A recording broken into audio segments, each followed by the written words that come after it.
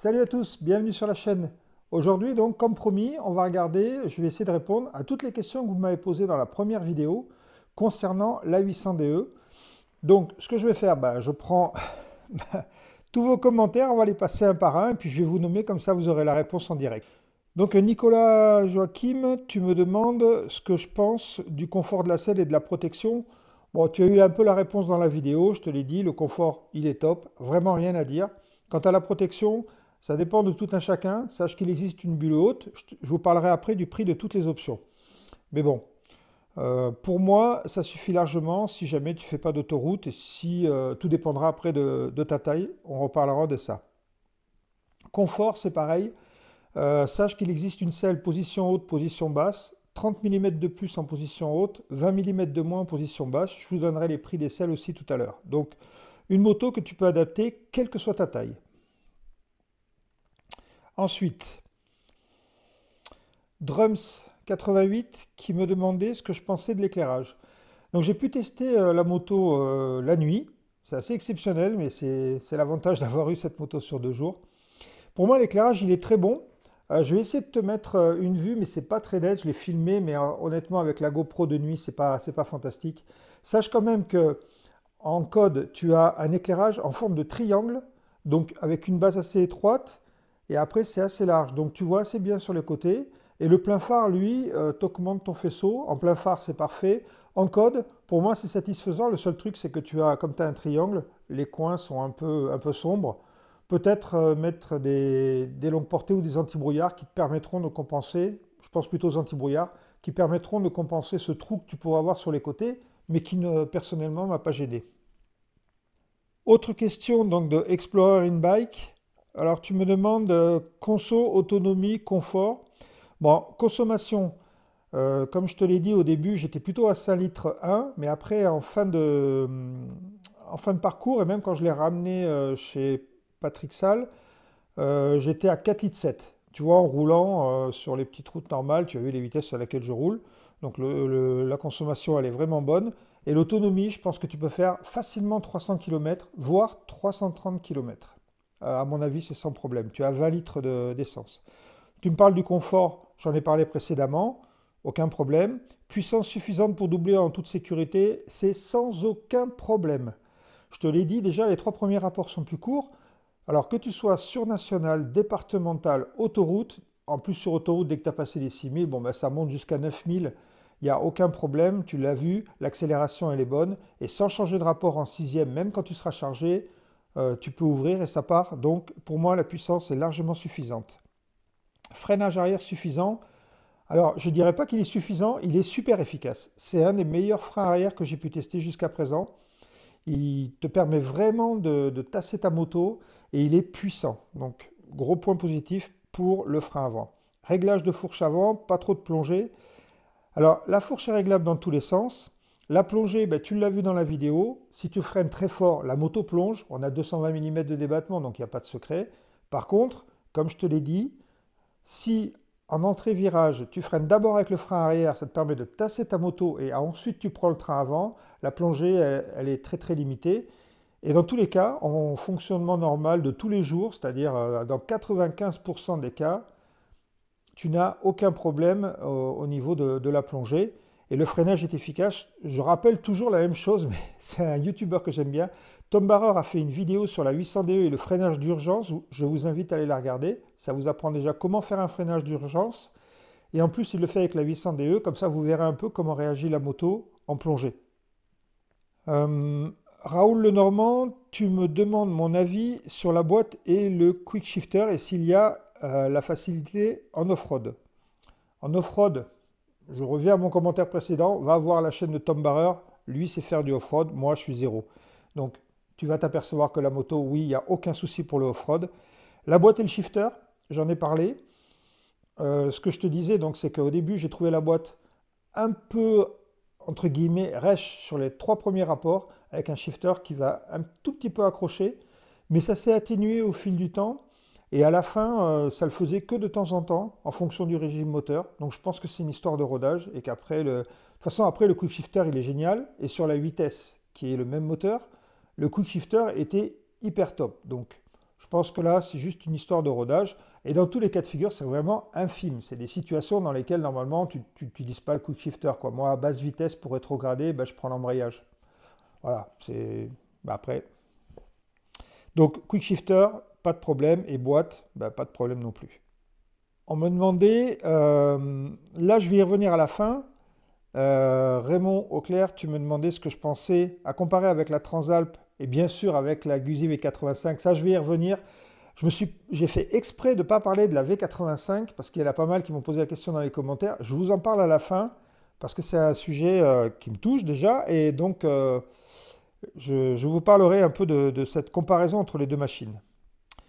Dom d'Alsace, tu me demandes si j'ai pu l'essayer 1 heure sur autoroute à 130, nous raconter comment tu subis l'autoroute. Bah, tu as la réponse dans la vidéo. On le subit très bien. 1 heure, c'est parfait. En 1 heure, tu vas faire une centaine de kilomètres sur l'autoroute. Ça passera.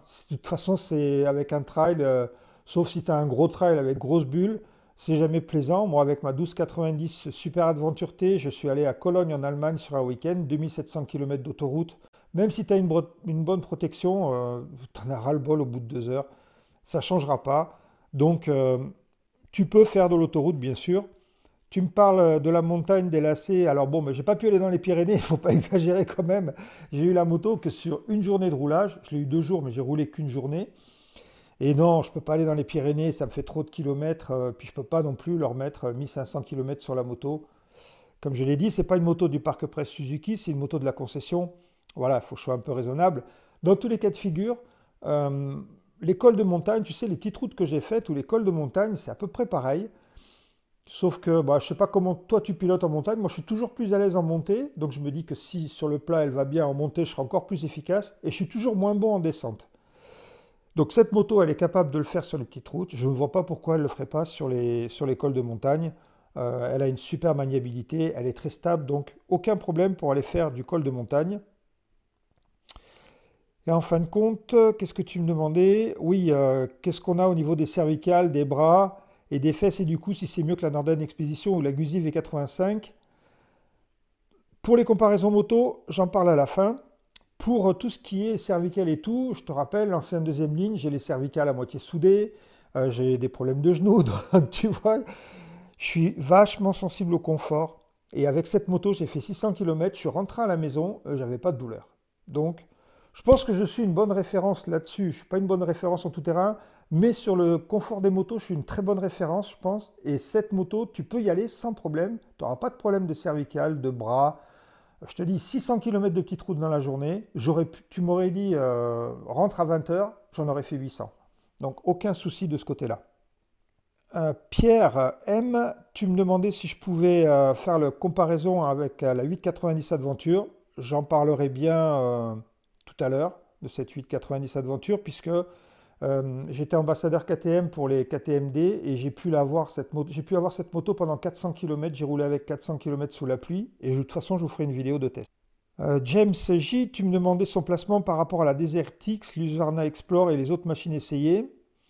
Bien sûr que je ferai, c'est ce que j'ai dit tout à l'heure, je regarderai ça. Tu me parlais de son comportement dans tous les jours, de tous les jours et dans les villes.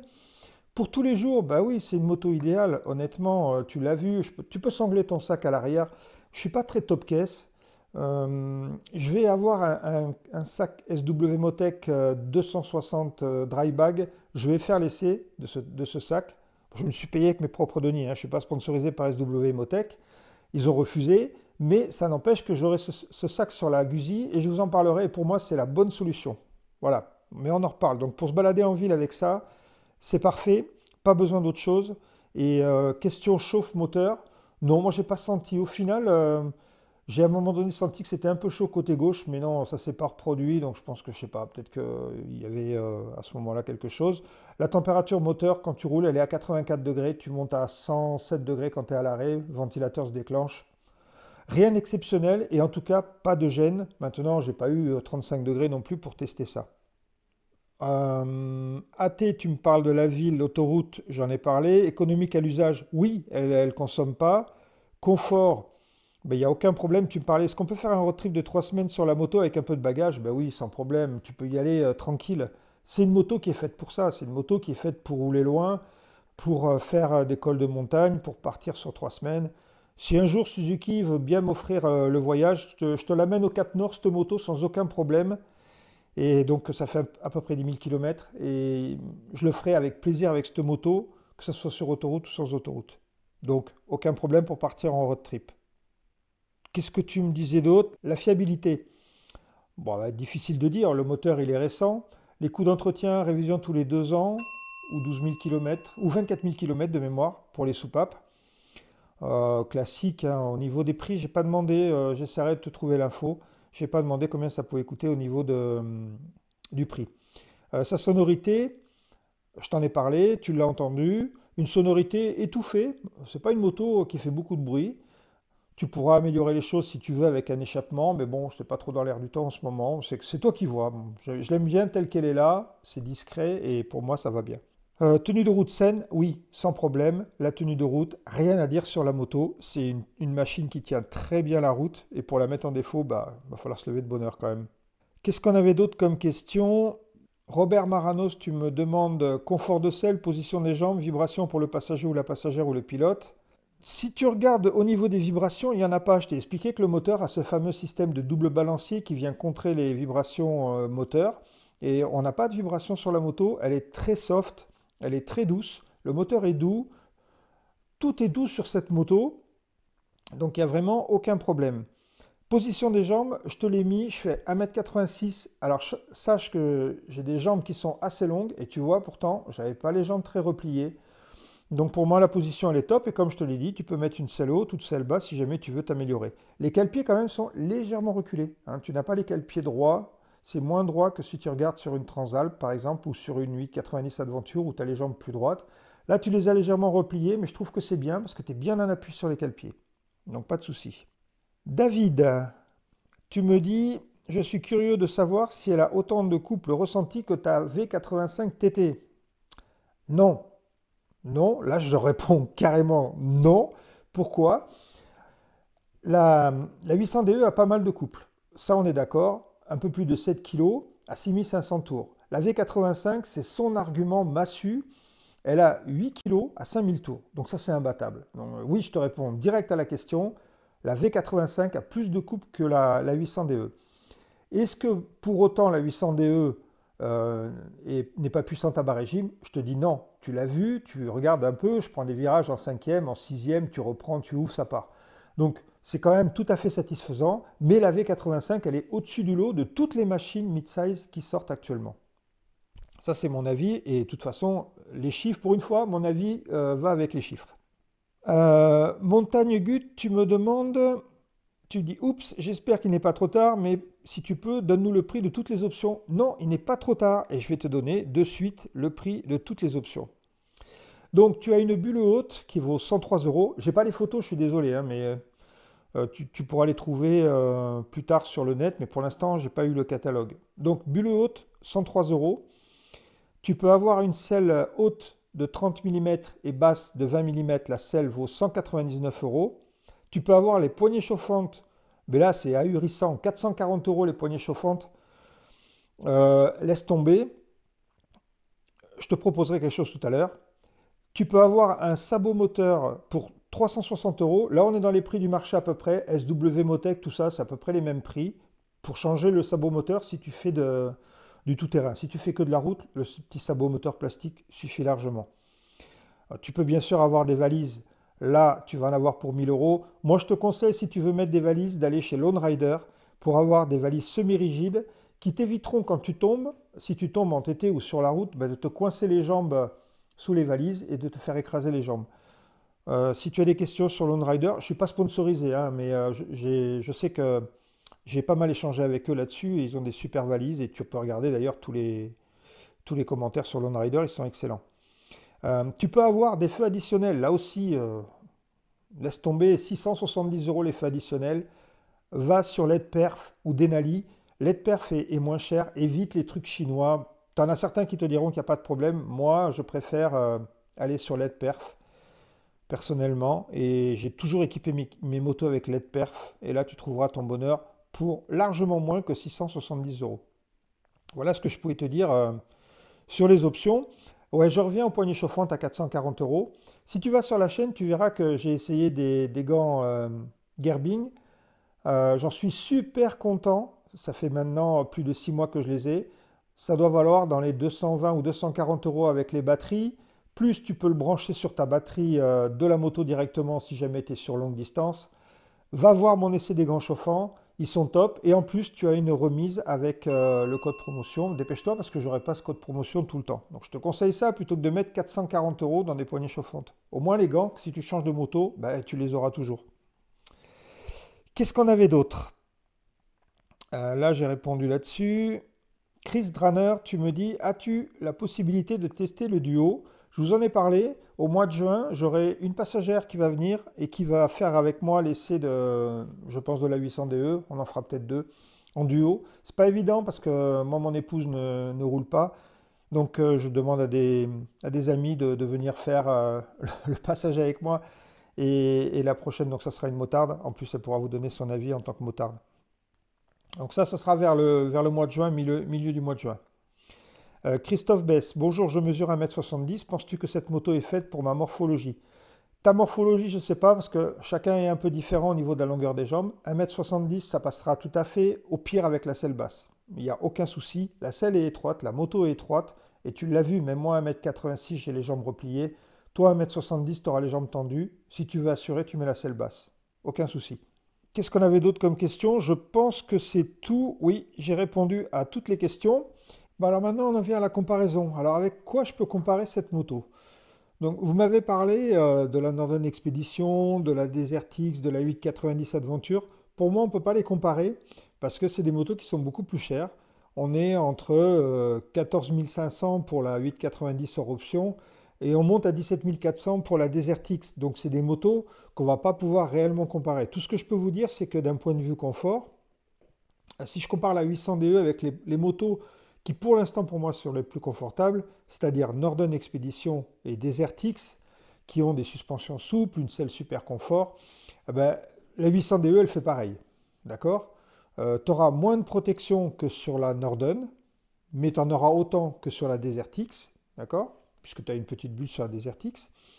Tu as plus d'équipement sur la Northern. On va dire que la Northern, pour moi, dans les trails, dans les 15 500, 16 500, on va dire entre 15 500 si tu prends la Northern de base, et jusqu'à 17 400 si tu compares avec la Desert X, c'est la meilleure, c'est la plus complète et le meilleur rapport qualité-prix des trails au-dessus de 15 000 euros.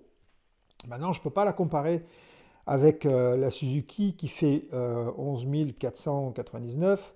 Si tu veux, il n'y a pas photo. Tu as quand même plus de 5 000 euros d'écart entre ces deux motos. Bah oui, je prends une 800DE à ce moment-là et je me rachète une petite bécane à côté, tu vois. Donc, je ne peux pas les comparer avec ces motos. Donc, pour moi, la comparaison qu'on peut avoir, c'est Ténéré Expédition. Pourquoi l'expédition? Parce que tu as les suspensions Showa de 220 mm. Aprilia 660 Touareg, Honda Transalp, KTM 790 Adventure, parce que c'est à peu près, on est dans les mêmes rapports. Et bien sûr, V85 TT, je t'en parle après. Donc si je pars du début, si je la compare par rapport à la Ténéré, moteur un peu moins puissant, mais quand même une moto qui est super sympa, une selle plus étroite, moins de confort général au niveau de la moto, pas d'électronique pour certains, c'est un avantage, hein, je l'ai eu dans les commentaires, donc à ce moment-là, bah oui, prends une Ténéré.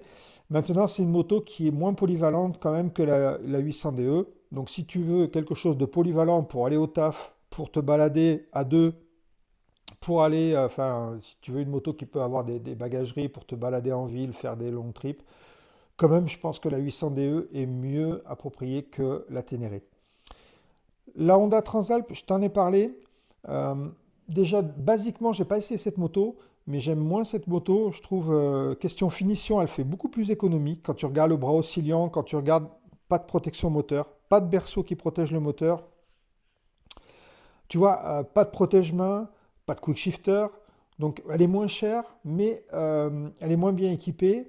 Et en look, je trouve que ce phare avant de 500 CB, de CBF, c'est pas très joli. Donc, basiquement, je vais plutôt sur la 800DE. Maintenant, il faut que j'essaye quand même la Transalp avant de porter un jugement définitif dessus. Ensuite, si je compare par rapport à la 790 Adventure, pour moi, ça va être la vraie concurrente, parce que c'est une moto qui va être à peu près au même tarif, peut-être même un peu moins cher. Dessus, on va avoir un bon équipement, même si la fourche ne sera pas réglable. Donc ça, il faudra voir si ça a des conséquences sur la tenue de route. Mais disons que ça peut être une concurrente. Dès qu'elle sort, je l'essaye et je te dirai ce que j'en pense. Aprilia 660 Touareg, une bonne moto, un look qui est sympa, moi qui me va bien. Une moto plus faible en cylindrée, mais malgré tout, de tout ce que j'ai lu, c'est une moto qui est pas mal. Maintenant, un réseau Aprilia peut-être un peu moins développé que le réseau Suzuki. Voilà, c'est à toi de voir. J'ai pas encore essayé cette moto. Il faut que j'essaye de trouver le temps d'aller l'essayer et un concessionnaire qui veut bien me la prêter longtemps. Je te tiendrai au courant. C'était tout au niveau des concurrentes. Et bien sûr, il faut parler maintenant de la V85 TT. Donc la V85 TT, moi c'est une moto que j'adore et que effectivement on peut comparer. J'ai pris beaucoup de plaisir avec la 800DE, j'en prends beaucoup avec ma V85, mais différemment. Déjà de base, les différences entre ces motos en équipement, tu prends la V85, on a par rapport à la 800DE, on a en plus un régulateur de vitesse, des jantes tubeless, un cardan. Ça c'est pas mal. Côté DE, tu as en plus par rapport à la V85 TT un quick shifter en équipement et que je dise pas de bêtises.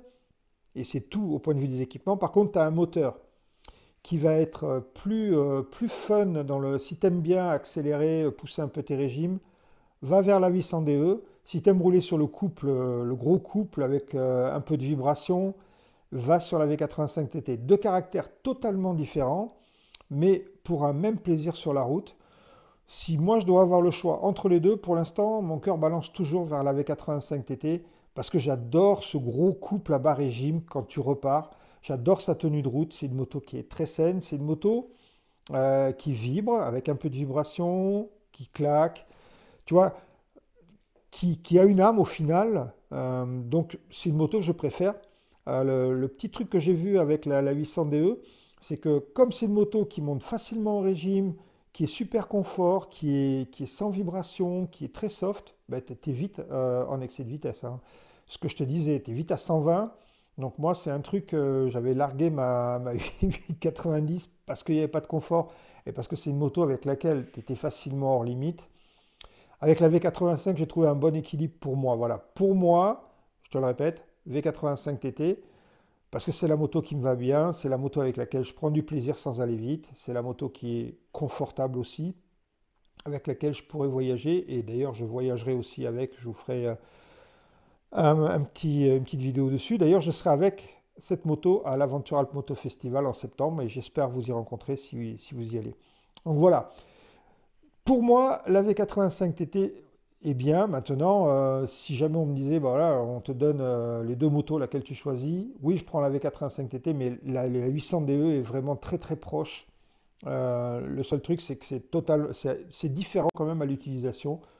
D'un côté, une moto plus vive, de l'autre côté, une moto plus coupleuse, plus vibrante. Voilà. Maintenant, va essayer la V85, tu verras que il faut l'essayer pour savoir ce qu'on ressent vraiment. Voilà ce que je pouvais te dire sur les comparaisons de ces différentes motos. Comme tu l'as vu, j'ai encore pas mal d'essais à faire pour valider tout ça. Les prochains essais, donc je vais tester chez Ducati la Ducati Scrambler 2023. Il y aura un comparo Multistrada V4 versus V4 Rally. On mettra les deux motos. J'ai quelqu'un qui viendra m'aider. On fera les vidéos les deux en parallèle et je vous donnerai les différences entre les deux motos. Je testerai 890 Adventure, 890 Adventure R, 890 SMT, donc gros essai chez KTM aussi à venir, comme ça on pourra comparer la 790 dès qu'elle arrivera avec la 800DE. Encore une fois, je pense que c'est celle qui ressemble le plus, quoi. Et puis pour l'instant, c'est tout. Je vais essayer d'essayer la Transalp, mais il faut que j'aille soit à Agen, soit à Bordeaux. C'est pas tellement évident pour moi. Mais il faut que j'essaye cette moto quand même. Je ne peux pas porter un jugement sans l'avoir essayé. Pour l'instant, ce que je vous ai dit, c'est uniquement sur le côté esthétique, finition, qualité. Voilà. Donc c'est un avis qui vaut ce qu'il vaut. J'espère que cette vidéo vous a plu. N'hésitez pas si vous avez d'autres questions, je pourrais y répondre par écrit aussi. Et puis ben, je vous dis à la prochaine vidéo. Tchuss!